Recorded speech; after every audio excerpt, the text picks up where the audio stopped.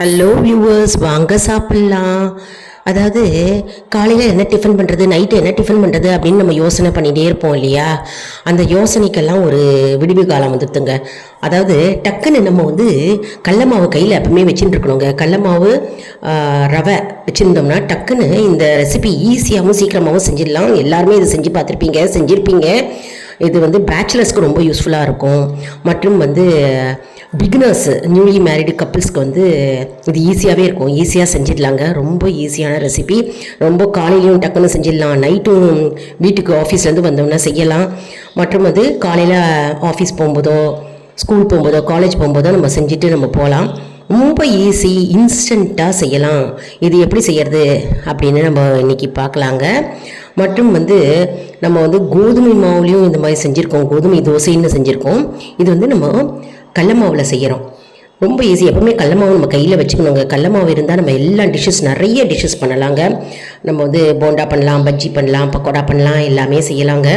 மற்றும் கடல மாவு ரொம்ப ஈஸியாக இந்த மாதிரி ரெசிபி செஞ்சு சாப்பிட்டோன்னா நமக்கு ப்ரோட்டீன், பாடியில் ப்ரோட்டீன் இருக்கும். என்ன பண்ணணும்னா, வெங்காயத்தை பொடிப்படியாக அலம்பிட்டு துருவி வச்சுக்கோங்க. பச்சை மிளகாய் போட்டுக்கணும்.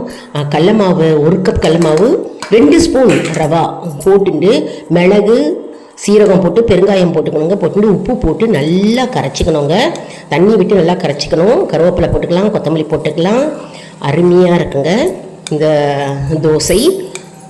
கடலை மாவு தோசை, இன்ஸ்டன்ட் கடலை மாவு தோசை அப்படின்னே நம்ம சொல்லலாம். தவா நல்லா சூடாக இருக்கணும். சூடாக இருந்தாலும் எண்ணெயை தடவிட்டு நம்ம கரண்டியை கரண்டியில் ஊற்றணுங்க. ரொம்ப திக்காகவும் இருக்கக்கூடாது, மாவு தண்ணியாகவும் இருக்கக்கூடாது. பச்சை மிளகாய் போட்டுக்கலாம், மிளகுத்தூள், சீரகத்தூள் போட்டுக்கலாம். இந்த மிளகும் போட்டுக்கலாம், குண்டு மிளகு போட்டுக்கலாம், சாதாரணமாக மிளகு, அந்த சீரகமும் போட்டுக்கலாம். நல்லா இருக்குங்க, உப்பு காரமாக சூப்பராக இருக்கும். ஆனியன் ராய்தா, வெங்காயத்தை பொடிப்படியாக நறுக்கி வச்சுக்கலாம். சீவி வச்சுட்டு தயிரை ஊற்றி உப்பு போட்டுட்டார். ஆனியன் ராய்தா தொட்டுக்கலாம். மற்றும் நம்ம வெல்லமும் தொட்டுக்கலாம். ரொம்ப நல்லாயிருக்கும். இதுவே காரசாரமாக இருக்கும், சூப்பராக இருக்கும். ஒன்று எடுத்துட்டோம் பாருங்கள். தொட்டுக்க நாட்டு சக்கரை தான் வச்சுட்டுருக்கேன் நான். ஈஸியாக இருக்கும், சூப்பராக இருக்கும் சாப்பிட. அடுத்தது இன்னொன்று ஊற்றிடலாம் பாருங்கள். கல் சூடாக இருக்கணும், தண்ணியை தெளிச்சிக்கணும், அப்போ தான் ஈஸியாக எடுக்க வரும். இதில் நம்ம ஒரு கரண்டி இப்போ ஊற்றிக்கிறோம். ஊற்றின்னு அப்படியே ஸ்ப்ரெட் பண்ண வேண்டியதான். பேச்சுலர்ஸ் நல்லா கவனிச்சிக்கோங்க. ஹாஸ்டலில் இருக்கிறவங்க, ஹாஸ்டலில் இருந்து வேலைக்கு போகிறவங்க, படிக்கிறவங்க கவனிச்சிக்கோங்க. இந்த மாதிரி செஞ்சிங்க டக்குன்னு ஈஸியாக கிடச்சிரும் உங்களுக்கு.